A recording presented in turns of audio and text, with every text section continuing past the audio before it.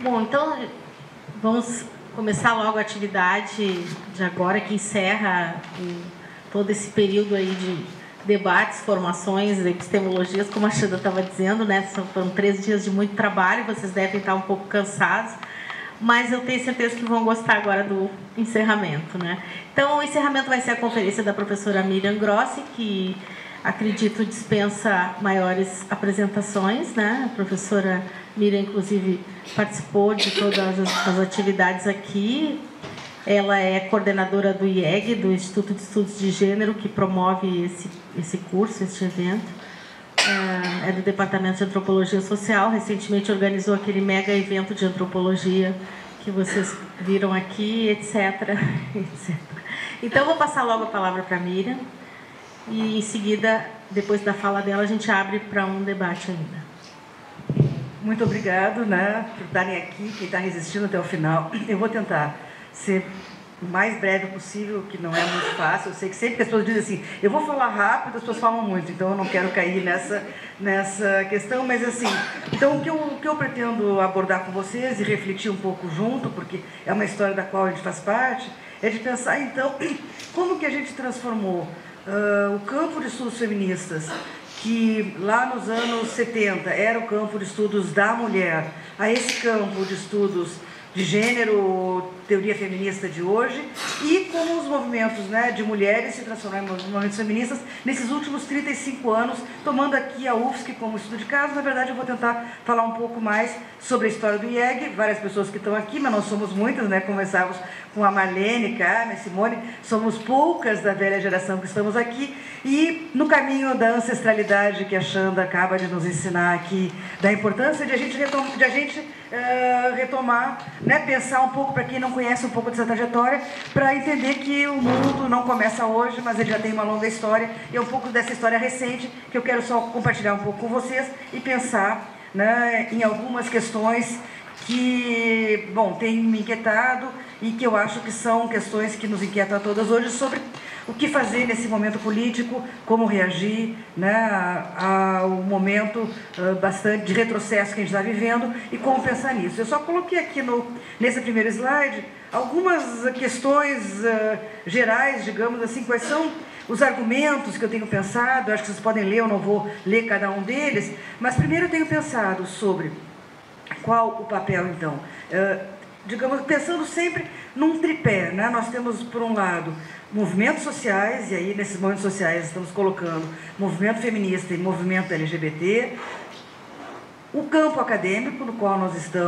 somos representantes, estamos parte, produzimos esse campo dentro das universidades, o campo de pesquisa, de ensino, de extensão, como é que essa extensão se articula com a outra parte do tripé, que é o Estado, né? E eu acho que, particularmente, e a gente tem refletido nesse momento, com o fim do que eu chamo de anos de ouro, que foram os anos Lula, Dilma, né, entre 2002 e 2016, que tiveram no poder, que foi um período realmente com muitos recursos para o campo de estudos de gênero feminista, para os movimentos sociais, e um período também onde houve um avanço muito grande em uma série de políticas para pessoas LGBT, para mulheres, para grupos negros, indígenas, pessoas com deficiência, etc. Foram políticas públicas da diversidade que foram muito importantes, e a gente sabe também que foram essas políticas públicas que a gente estou nomeando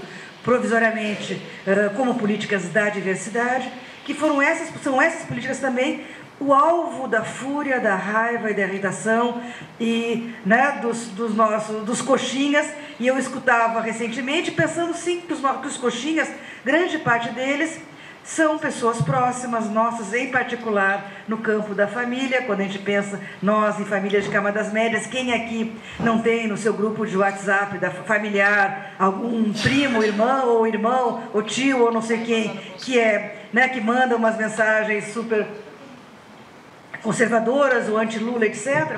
Mas isso nos faz pensar, eu escutei lá recentemente, em Salvador, no encontro que o Felipe fez no pós-evento do Congresso Mundial de Antropologia, uma pesquisadora da Austrália, Melissa Steiner, muito interessante, que é especialista na temática da branquitude, na Austrália não, desculpe, na África do Sul, e ela justamente contava dos embates que na África do Sul, toda pós-apartheid, entre brancos e negros, e ela, como uma pesquisadora estudando a branquitude, mostrando, refletindo sobre isso, quer dizer, como que se constitui esse conflito, essa cisânia na África do Sul, e me pareceu extremamente parecido com o que a gente vive, e ela contando disso, que ela, desde que se tornou avó, se tornou mais complicado, porque aí nas relações, não só com os filhos, mas com as noras e com as famílias das noras e tal, todos brancos, se tornou muito mais complexo essa questão, digamos, desses conflitos, dessa forma de viver na sociedade sul-africana.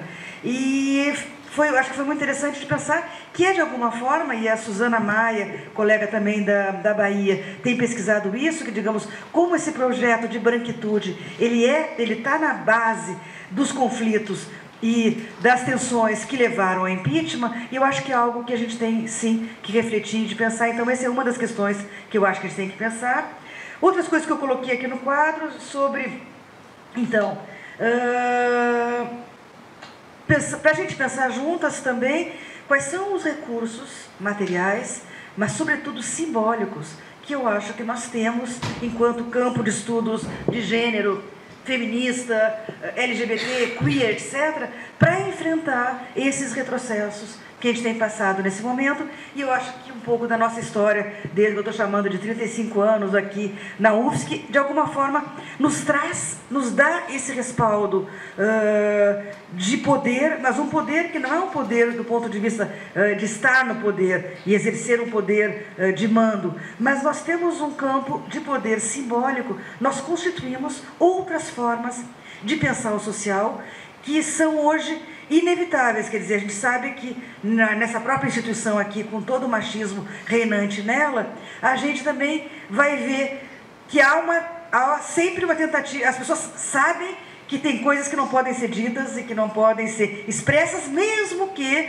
no fundo, as pessoas pensem, essas mulheres histéricas estão aqui nos irritando e tal, mas nós temos já um potencial, que eu estou chamando de potencial simbólico, para esse campo que a gente constituiu, com questões como igualdade, como respeito à diferença e reconhecimento dessas, digamos, das interseccionalidades que nos tornam sujeitos. Isso já são coisas dadas e acumuladas do ponto de vista da sociedade civil e, sobretudo, dentro da universidade.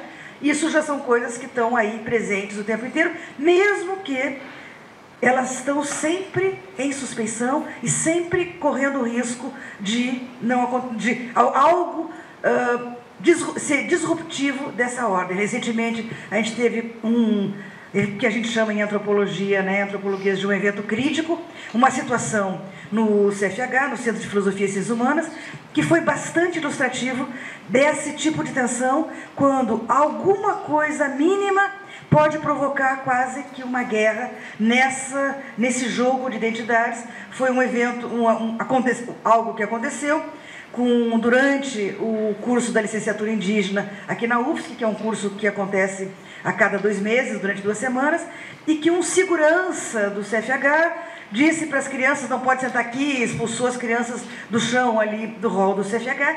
Esse ato de um segurança, uma segurança aqui como uma categoria genérica também, porque não se sabe exatamente quem é o sujeito, não é o segurança enquanto segurança, mas alguém que está garantindo a ordem social da UFSC, vai lá, tira as crianças, e isso provoca uma revolta imensa do grupo indígena que está lá, das mães que se sentem ofendidas porque foram destratadas na sua condição de cuidado, etc., e que vai ter uma série de consequências e de lutas que eu não vou contar aqui para vocês, até por questões éticas, mas que nos mostra como que mesmo nesse campo de diálogo com diversidade, a fronteira entre o politicamente correto, cada um está no seu lugar, e um conflito e uma ordem, algo que vai provocar uma mudança e um conflito no interno, é muito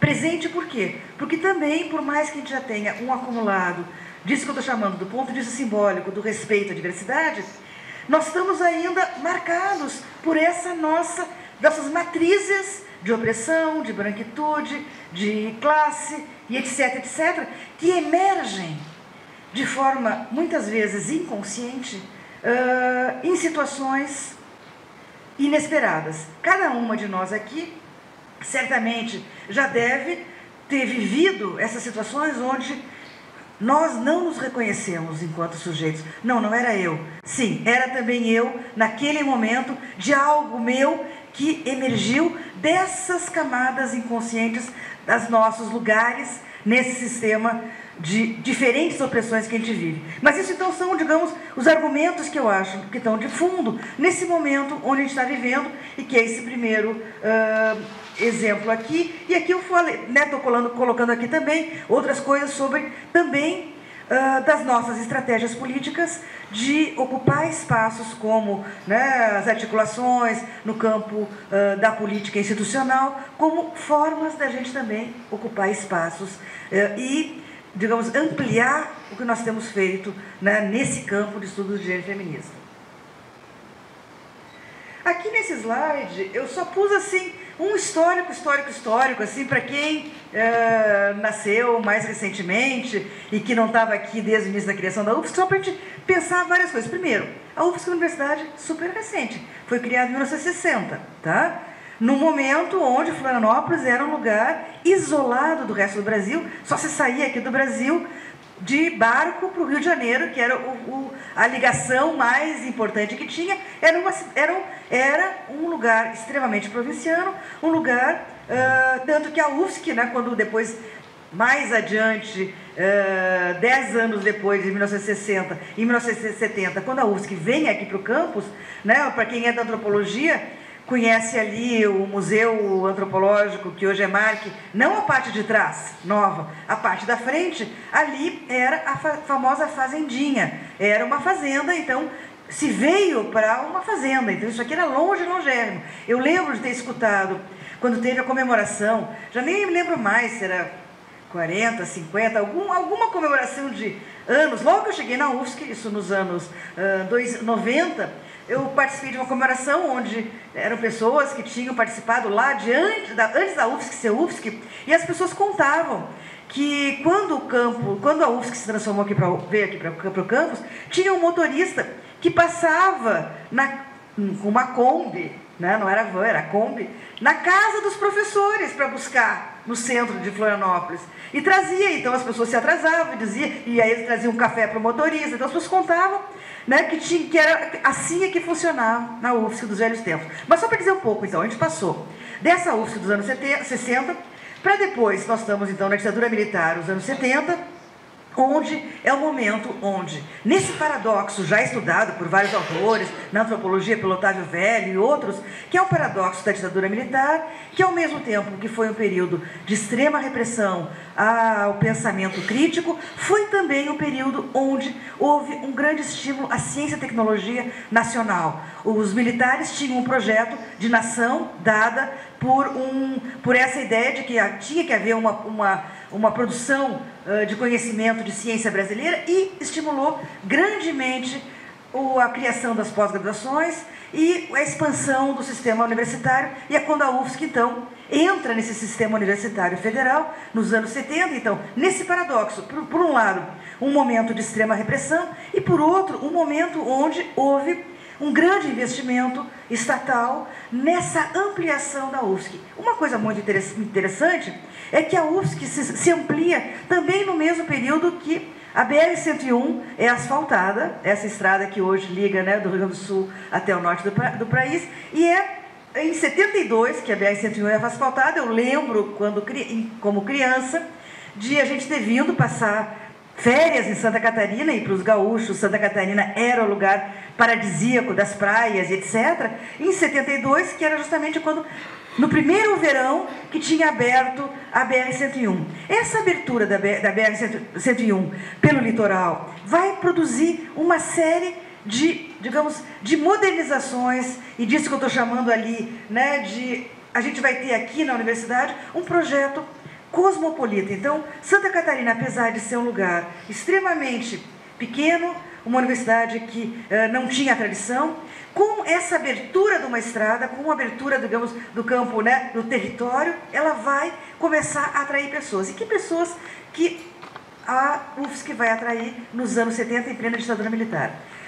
Tem um evento no campo da antropologia, relembrado, muito seguido, que em 1974, o professor Silvio Coelho dos Santos, um dos fundadores da antropologia aqui de Santa Catarina, muito jovem, em 74, estamos em plena ditadura militar, e a Associação Brasileira de Antropologia está proibida, como todas as associações, é proibido qualquer reunião, né? Isso aqui que nós estamos vivendo, isso é uma coisa absolutamente impossível de acontecer durante a ditadura militar.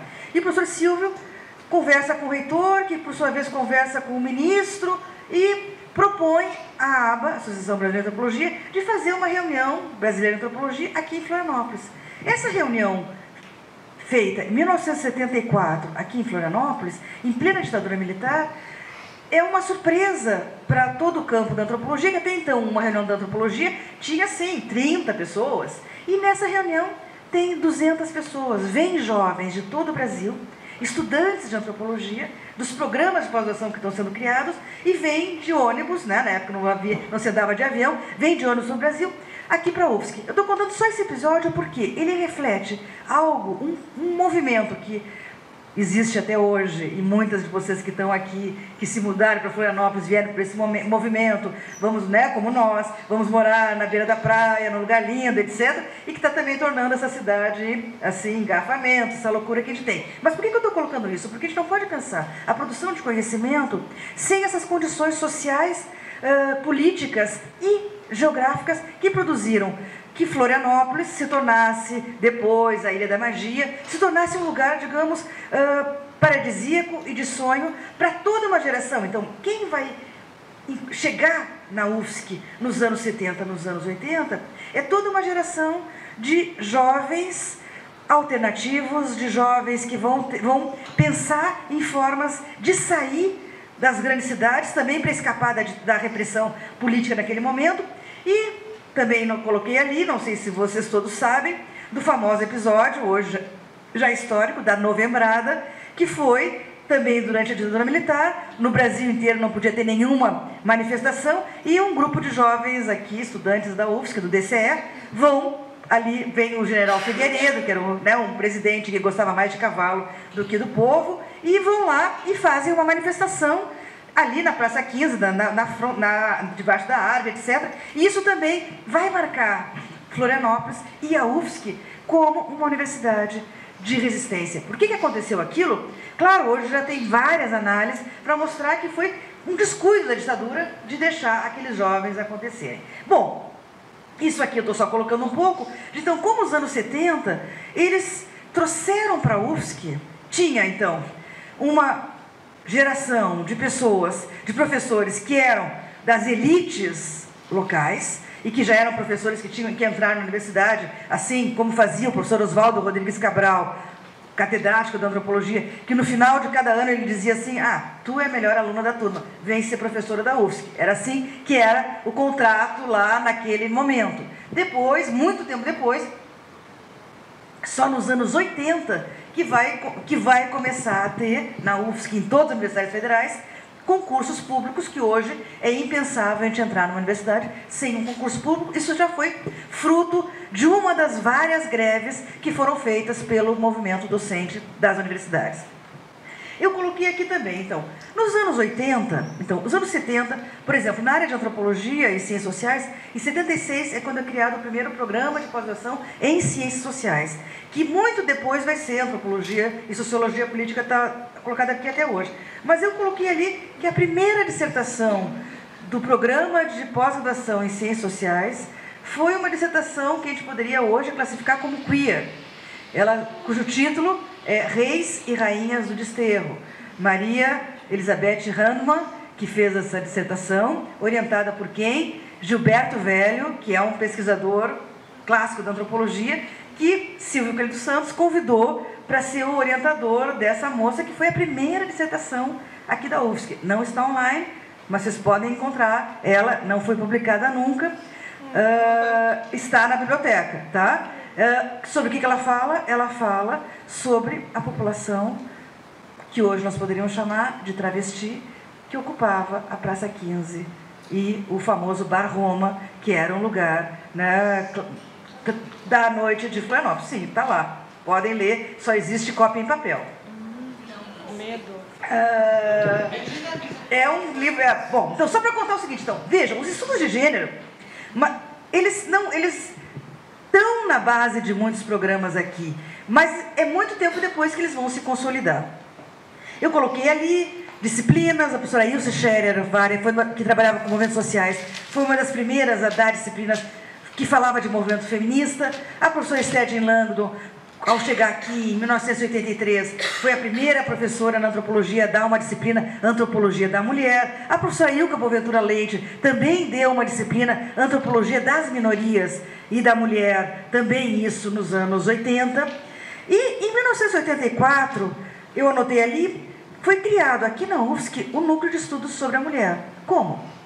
A Fanita Bach, que é uma pesquisadora, era uma pesquisadora do Rio de Janeiro, estava fazendo um movimento, ela ia em todas as universidades federais e ela contava da existência do núcleo que eles tinham de estudos da mulher, e foram assim criados núcleos em vários lugares. Nós criamos o núcleo aqui em 84. Esse núcleo, ele durou um pouco, 84, 85, depois ele meio que desapareceu até, né? Então, coloquei ali também, pelo menos para quem escutou História do Feminismo, a Claíra relembrou a existência desses grupos de autoconsciência que havia aqui, o grupo Amálgama, o grupo Vivências, e a Jerúsia nos lembrou do grupo, não sei se Alteritas, não sei, acho que ela falou em Alteritas, que era um grupo também de mulheres negras que já havia aqui em Florianópolis nos anos 80. Portanto, não é de hoje que essas questões que são centrais hoje, que nós estamos pensando hoje, que aparecem, elas já estão aí presentes, né? Uma outra coisa que eu acho que também a Claire lembrou ontem, que era que naquele momento dos anos 80, a articulação com os partidos políticos, na época, MDB, depois PMDB, e o PT sendo criado, era algo muito estruturante do então movimento de mulheres. Nós levamos muito tempo em Santa Catarina a ter grupos que se autodenominassem grupos feministas. Nós tínhamos grupos de mulheres e aí um dos mais expressivos era o grupo de mulheres camponesas, que depois vai dar no MMC, e também vão ter uma influência muito grande no Movimento Sem Terra. Eu pus por último ali no slide o concurso de dotações para pesquisa sobre a mulher. Isso foi, digamos, o CNPq CAPES dos anos 70, 80 no Brasil, que permitiu o desenvolvimento do campo de estudos feministas no Brasil inteiro. O concurso de dotações para pesquisa sobre mulher, depois se tornou Mulher e Gênero, ele era organizado pela Fundação Carlos Chagas, uma fundação em São Paulo, com recursos da Fundação Ford, e ele acontecia a cada 2 anos. Ele começa em 1976 e ele é uma espécie de um edital que a gente concorria, em geral quem concorria, quem estava fazendo dissertações, poucas teses de doutorado ainda naquela época, sobre questões da mulher.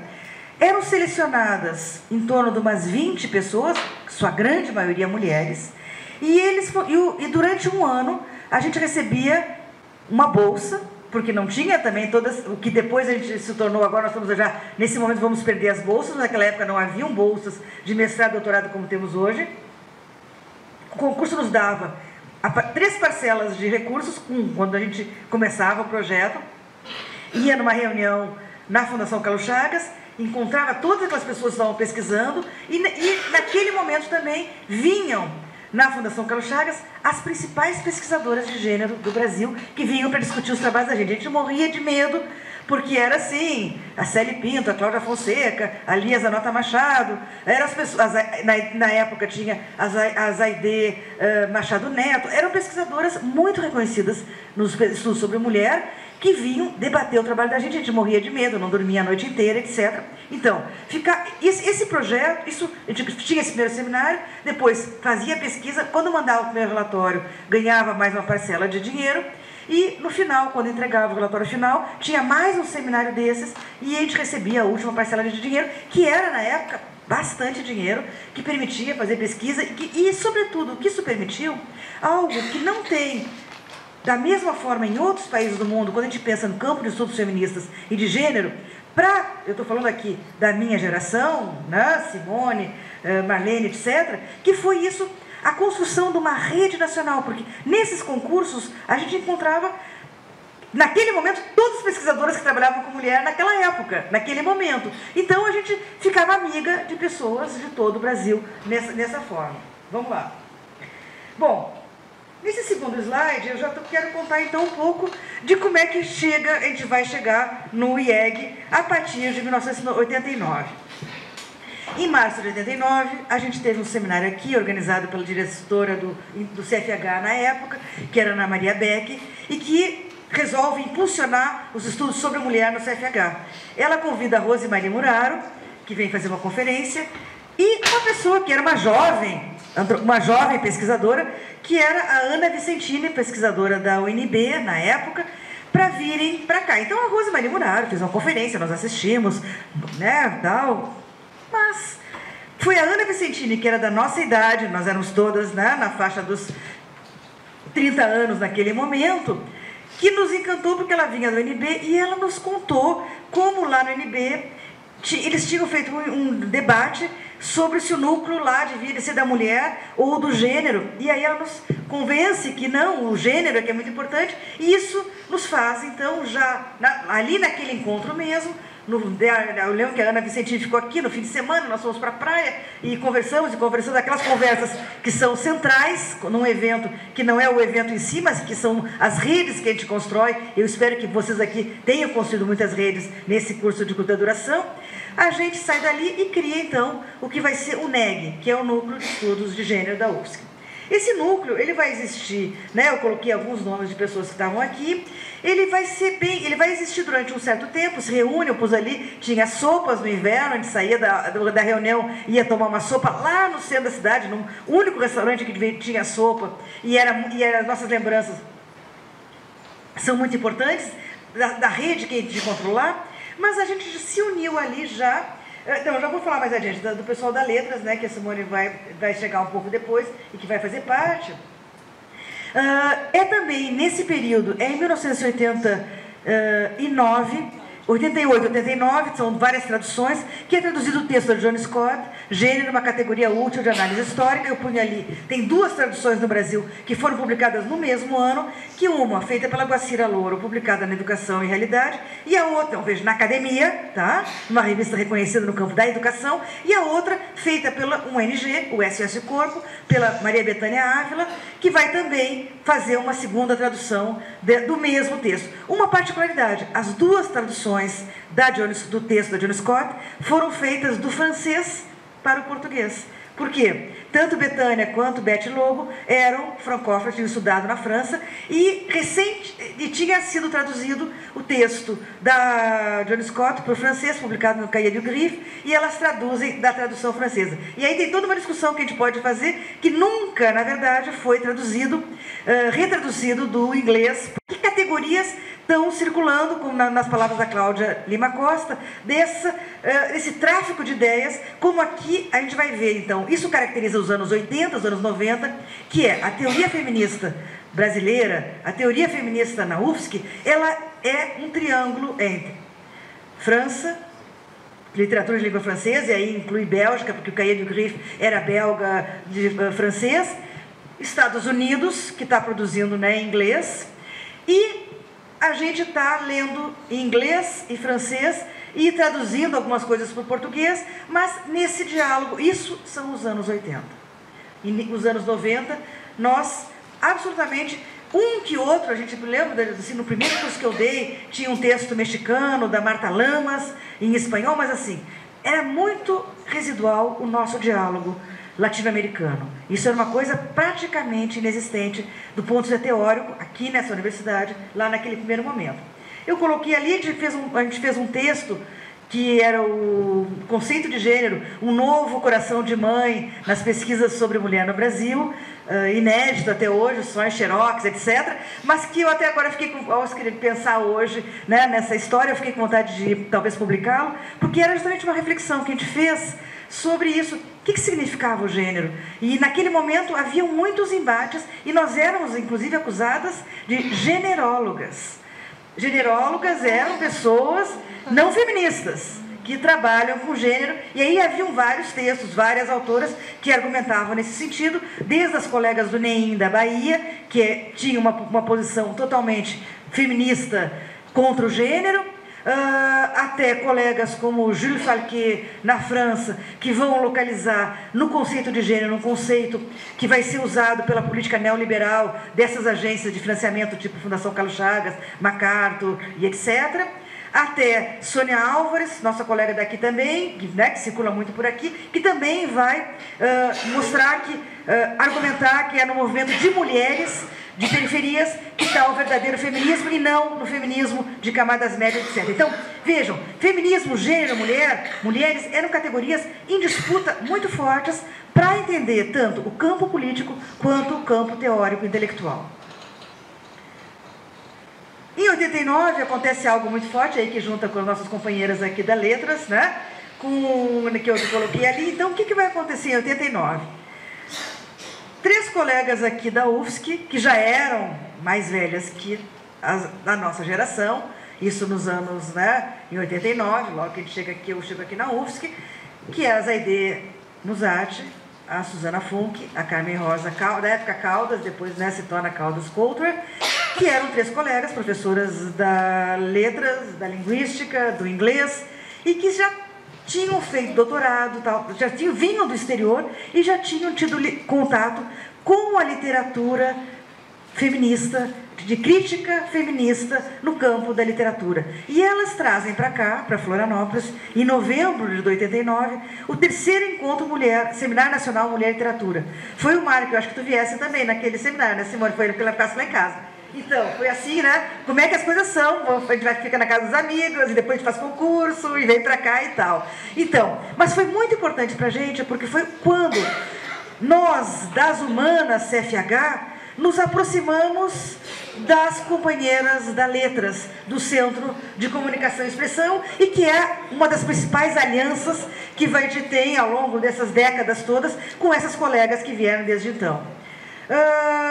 Bom, eu aqui já coloquei, mas assim, e o interessante é isso, que elas disseram assim, vocês organizam uma mesa com pessoas das humanas. A gente trouxe a Maria Luísa Reborn e a Albertina de Oliveira Costa, que justamente nesse esquema vieram, ficaram todo fim de semana, e a gente conversou, e foi no Bar do Arantes, e foi não sei aonde, foi na praia, etc. E daquele momento ali surgiram inúmeras parcerias, e sobretudo, eu acho que é nesses momentos do fora do espaço acadêmico que a gente justamente avança na reflexão teórico-conceitual. Porque são momentos de menos embate, né? E aí eu penso numa coisa piagetiana, né? Que o Piaget diz algo que é, assim, terrível para quem é professora, que ela diz assim, a gente aprende muito menos com o professor que com os pares, né? Porque é com os pares, com as pessoas e com os colegas de sala de aula que a gente tem mais facilidade de falar, de lançar hipóteses de forma, né? sem risco de pôr em dúvida o seu saber, não saber, etc. E eu acho que é justamente nesses espaços que a gente se permite fora do espaço acadêmico, que essas ideias podem voar e a gente pode avançar do ponto de vista teórico. Bom, a gente pode, assim, só para mostrar aqui também, e aí uma outra coisa que não vai dar tempo de argumentar aqui, eu já tenho pensado nisso em outros textos, que é, gênero e sexualidade são campos separados ou são campos juntos no Brasil? Eu argumento que são um único campo, gênero e sexualidade. Outros colegas de outros lugares argumentam que não, que são 2 campos separados. Em 1990, nós fizemos uma reunião da ABA, aqui na UFSC, e na sala 314 tinha o grupo de gênero, onde eu estava, era organizado também com Dina Fachel, etc., Maria Luísa Reborn e tal. E na sala do lado, sala 313, que tinha o grupo de sexualidades, organizado pelo Luiz Motti. E era muito interessante, no grupo de sexualidade só tinha homem, no grupo de mulheres, de gênero, só tinha mulheres, tá? Então, isso foi visível ali naquele momento, em 1970, como essas coisas se davam. Pode passar. Agora, nesse slide aqui, deixa eu só ver como é que vai meu tempo aqui. A gente responde. Como é que são os anos? Agora, nem... não, eu pus aqui para... Tá, 33, tá. Nos anos 90, 2000, eu só pus aqui, eu não vou ler todas as coisas. Como é que a gente foi se constituindo, então? A partir daquele pequeno grupo que se encontrou, nós éramos menos de 10 mulheres trabalhando aqui na UFSC, algumas professoras, muitas estudantes, não tinha doutorado ainda quase nenhum programa de doutorado, quase todos os estudantes eram estudantes de mestrado, e a gente começa a fazer alguns projetos. Então, o primeiro projeto coletivo que a gente fez foi um projeto para as bolsas PIBIC, de levantamento do que haveria sobre mulher, nem gênero a gente não pensava, na ABU, na Biblioteca Universitária.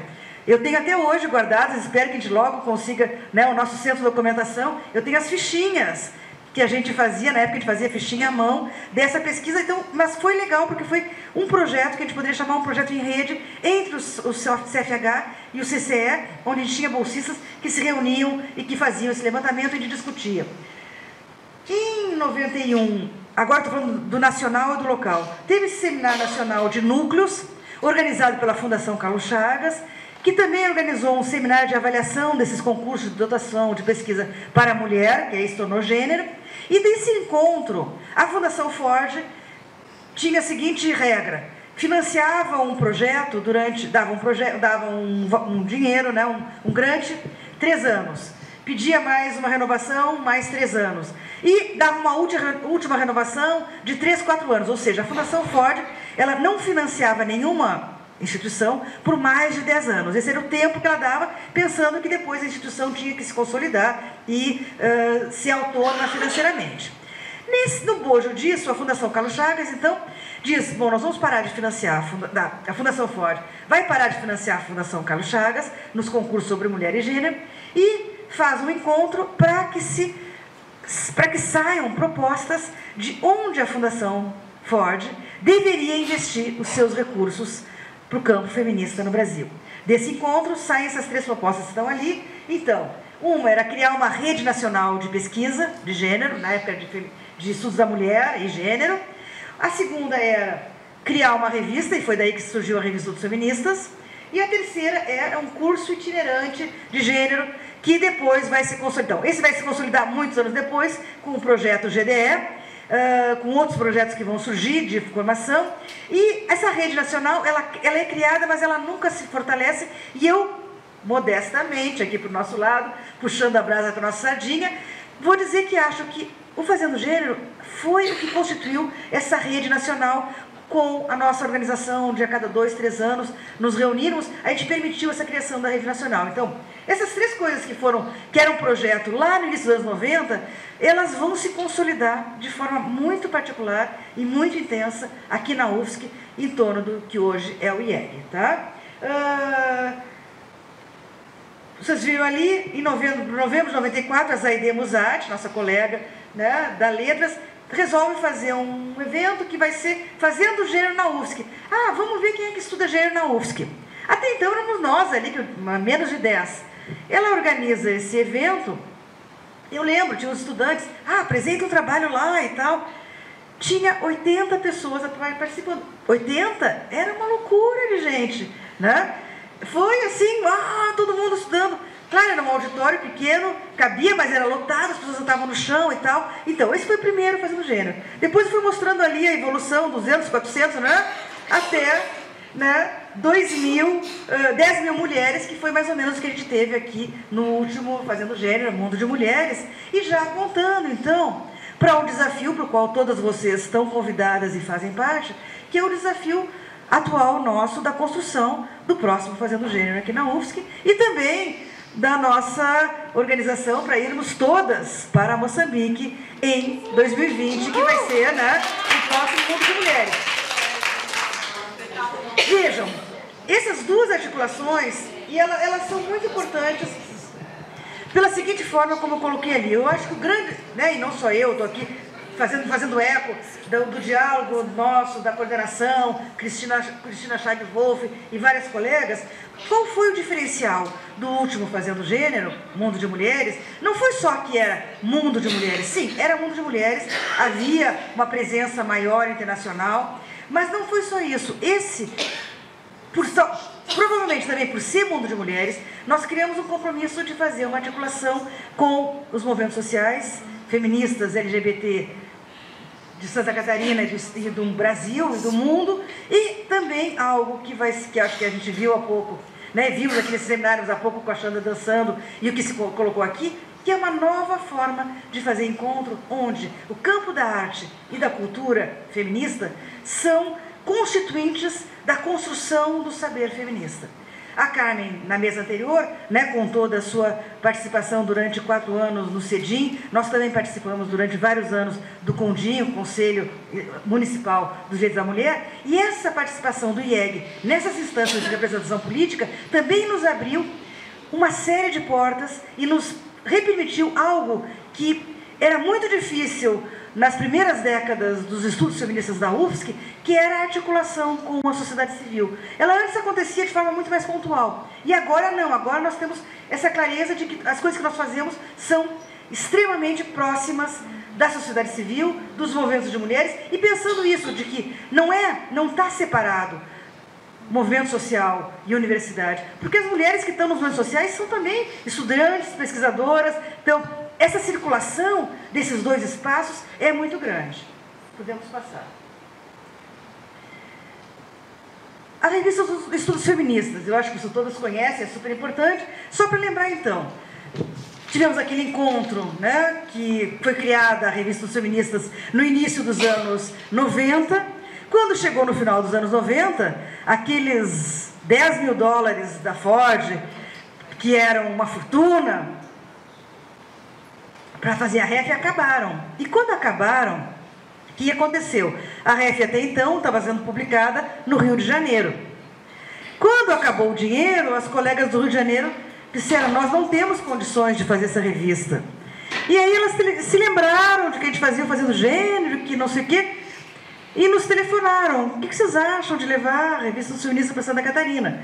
E foi aí dessa aventura, Carmen, graças a Joana Pedro, que era diretora do CFH, né, a Carmen, que era funcionária ali da secretaria, veio trabalhar com a gente não tinha dinheiro nenhum, não tinha nada, mas foi aí dessa aventura que começou a revista dos Feministas, onde, e aí eu acho que é uma outra característica que nos caracteriza, Santa Catarina, em relação, digamos, esse nosso projeto, em relação a outros projetos, é que a gente sempre viveu na precariedade, e a gente sempre produziu ciência e militância, e todos os mega eventos Fazendo Gênero, né? A gente nunca tinha dinheiro, a gente nunca tinha recursos, era sempre algo feito no amor, no afeto, dava um jeito daqui lá, e foi assim que a gente trouxe a REF para cá, e foi assim que a gente consolidou a REF, efetivamente sem nenhum dinheiro. Imagine, durante 8 anos a REF tinha tido $10 mil por ano, veio para cá, nós não tínhamos nenhum recurso para fazer nenhum centavo. Aí a gente conseguiu que o CNPq nos desse, nem lembro quanto era, R$3 mil, né? Uma coisa assim,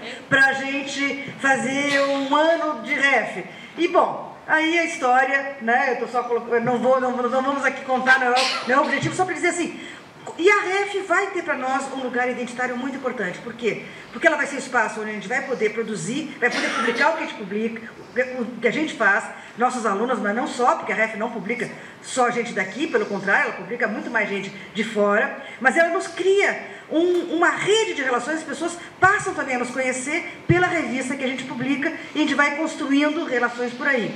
A REF tem sido muito importante, hoje mesmo até a professora Luciana Zucco me dizia: mais 2 alunas nossas publicaram uma resenha, não sei na REF, não sei aonde, que a gente tem sistematicamente estimulado nossas alunas a fazerem resenhas nas disciplinas e publicarem na REF em outros lugares. Isso tem permitido uma formação também nesse campo de produção. Eu acho que aqui, só para dizer também aqui outras coisas que estão aqui nesse slide, que é muito importante, o que fortaleceu a REF, que eu acho que foi pouco estudado ainda, e eu acho que nós estamos ainda nesse luto com a morte da Zaidê, que foi o impacto e o papel que a editora Mulheres, criada por vários colegas, mas depois ficou só com a Zaidê Musart, teve para o nosso campo de estudo de gênero e feminismo aqui na UFSC. Primeiro, tanto porque a Zaidê era uma editora fantástica, nos ensinou a editar, até hoje eu me vejo, inclusive, ensinando revisores a como tem que ser a revisão pelo que a Zaide nos exigia de rigor, né, na coisa da revisão, que para ela, assim, editar era revisão, mas sobretudo porque isso, porque a Editora Mulheres, nos anos 2000, era a única editora feminista que publicava livros feministas no Brasil inteiro. E a Zaide foi muito importante para isso. Eu acho que tem uma tese aí, alguém tem que fazer ainda uma tese sobre a Editora Mulheres, porque a Editora Mulheres acaba de forma trágica, para quem não sabe, né, os filhos da Zaide vendem toda a editora, distribuem e tal, os livros de forma... acabam com o legado da Zaide, e eu acho que está na hora da gente relembrar o que foi o papel da Zaide. Bom, eu agora vou passar para adiante, tá? No próximo. Que ali eu também falava disso, da articulação nacional para o Qualis e etc. É um outro campo que a gente poderia levar várias horas para em frente, mas eu já vou tentar indo para o final. Eu dizia lá naquele outro slide que uma das propostas era a proposta de criar um curso itinerante de formação de gênero por todo o Brasil, etc. Isso a gente vai conseguir como? Não com o dinheiro da Fundação Ford, mas já no governo Lula, com a criação, o projeto do GDE. E esse curso de curta duração, acho que já se falou aqui várias vezes, né? A Regina falou há pouco aqui na mesa, ele foi uma dessas políticas públicas do governo Lula de ampliar o curso de curta duração. Ele foi feito para a gente formar pesquisadoras para criarem núcleos em outras universidades. Esse era o projeto do que era feito naquele momento.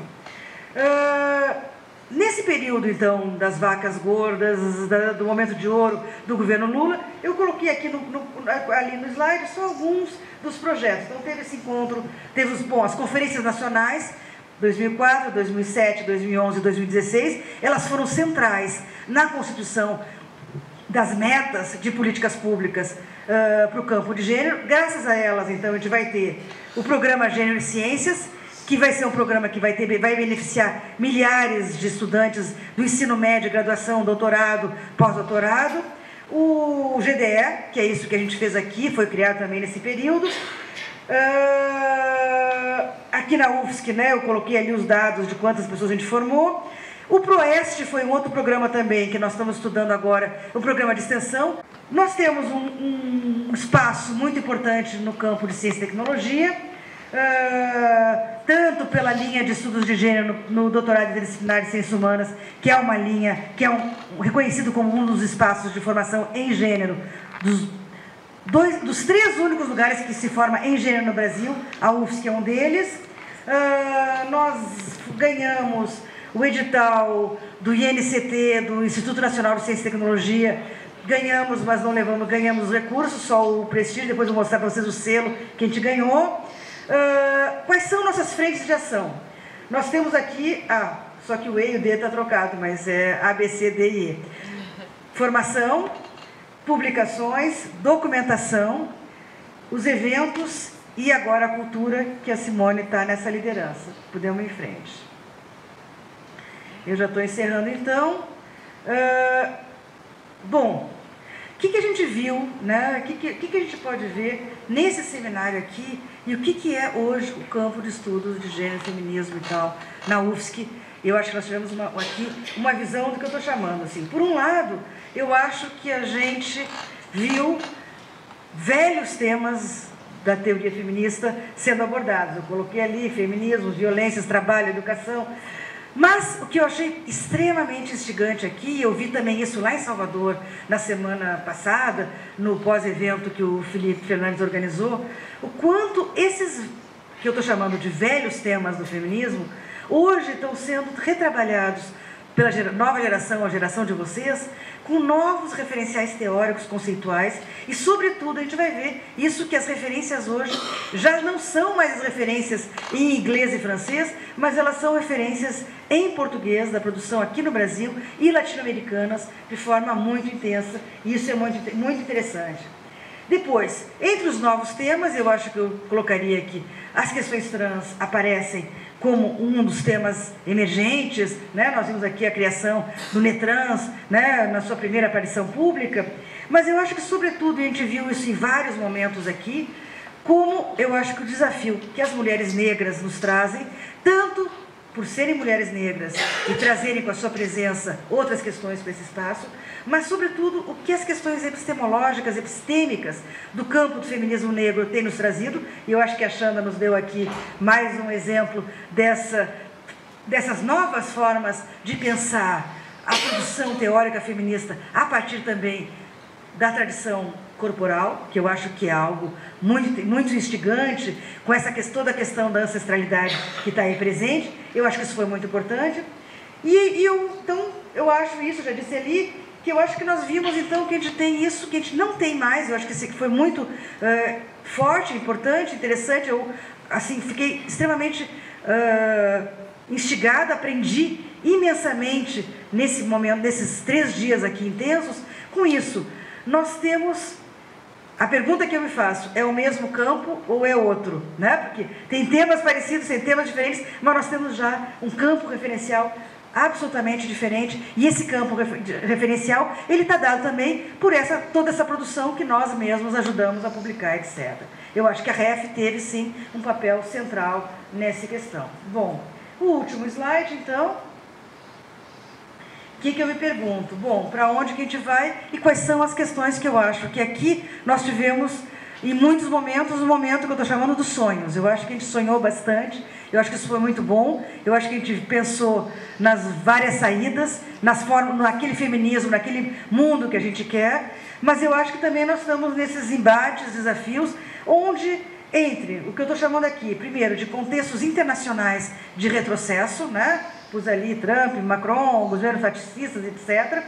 E ao mesmo tempo, o avanço de questões, como eu coloquei ali, da descriminalização do aborto, na Irlanda e na Argentina, 2 países ditos católicos, etc., que nos mostraram agora, nesse ano, como é possível também que lutas sociais que a gente vai em frente. Então, por um lado, a gente vê que tem esses 2 movimentos do ponto de vista internacional. No contexto nacional, que eu chamo contexto da dor, eu gostei muito do conceito que a gente aprendeu aqui, né, do dolorismo, como um conceito, né, do pensamento negro. Eu quero incorporá-lo na forma de pensar. E é isso que todo mundo nós sabemos aqui, impeachment, golpe, Lula preso, e etc., etc., que está nos fazendo, de alguma forma, lutar, mas que também tem nos jogado muitos baldes de água fria na nossa capacidade de sonhar e de ir em frente. Então, eu acho que isso são os embates, né, que a gente tem enfrentado, a Marlene aqui também, com todo esse movimento de escola sem partido, etc., que estão aí. Mesmo, né, tu viu a tua ex-aluna lá no antifeminismo, né? Candidata a vereadora. Né, e tal. Então, é isso. Temos visto muitos lugares de resistência. Eu acho que o que a gente faz no dia a dia é resistência. Eu coloquei alguns exemplos, Câmara das Mulheres, ocupação das escolas por meninas, candidatas mulheres. A gente viu aqui, para quem estava aqui na terça-feira, antes de começar no pré-evento do pré-evento Fazendo Gênero, que nós tivemos aqui nessa palco, 23 mulheres candidatas, feministas, nos falando das suas plataformas, né, que nós ficamos absolutamente encantadas. Então nós temos também, né, falamos naquele dia que certamente essas eleições, esse paradoxo dessas eleições, por um lado, um momento Lula preso, sem chances, ao mesmo tempo temos 2 candidatas à presidência fantásticas. Vimos aqui nesse próprio auditório, durante o Congresso de Antropologia, a Sônia Guajajara, com propostas extremamente avançadas. Nesse mesmo auditório, há semanas atrás, teve a Manuela Dávila também,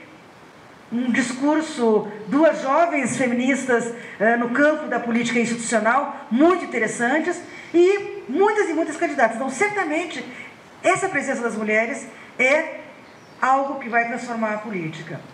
Bom, para onde que a gente vai? Eu acho que, eu já falei aqui, mas é só para reforçar, eu acho que as saídas para esse momento, elas não são só do ponto de vista intelectual, da produção pura e exclusivamente teórica. Eu acho que essas saídas, elas vão se fazer justamente por esse reconhecimento de ancestralidades. Por isso que eu também fiz questão de contar um pouco dessa história. Eu acho que estamos aqui porque várias vieram antes da gente, tá?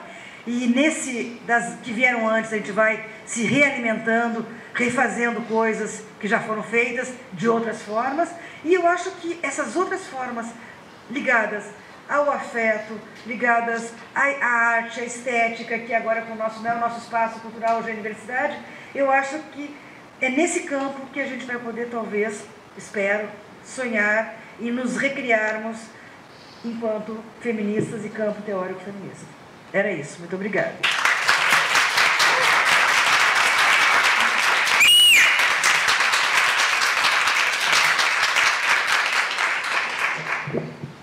Bom, me cabe fazer algumas colocações como debatedor, mas eu vou pontuar muito rapidamente algumas coisas. Eu vejo que as pessoas já estão se movimentando para ir embora. Eu acho que nesse caso eu acho que eu vou dar prioridade para o público, né? Acho que eu nem vou debater. Eu ia pontuar algumas coisas, mas eu acho que está bem pontuado já. A Miriam repassou toda uma história que é nossa, né? Eu acho que é super importante essa ideia do que aconteceu antes do que está aqui, né? E em várias perspectivas, inclusive apontando para caminhos e impasses do presente que a gente está vivendo, né? Então acho que eu nem vou me deter muito nisso, eu só queria falar muito brevemente dessa questão do gênero, feminismo, sexualidade lá do começo. Eu acho sim que a gente avançou em direção à construção de um campo comum, embora esses campos atuem separadamente. Por exemplo, é muito interessante que a gente tenha na UFSC o Fazendo Gênero e na Bahia o Desfazendo Gênero, por exemplo. Eu acho super interessante isso. E eu acho que isso só nos mostra assim, que, por um lado, nós não somos iguais, né? Nós trabalhamos em várias frentes, mas, por outro lado, a gente construiu um campo de articulação que fez o feminismo crescer horrores a partir do que ele era no começo, e fez cada uma dessas preocupações com a sexualidade, com o gênero e tal, avançar em direção a isso que a gente pode chamar o campo das diversidades, como você falou no começo, quer dizer, e que foi um campo que ganhou muito fôlego nas últimas décadas, que hoje está sendo muito atacado, né? Mas que resiste bem.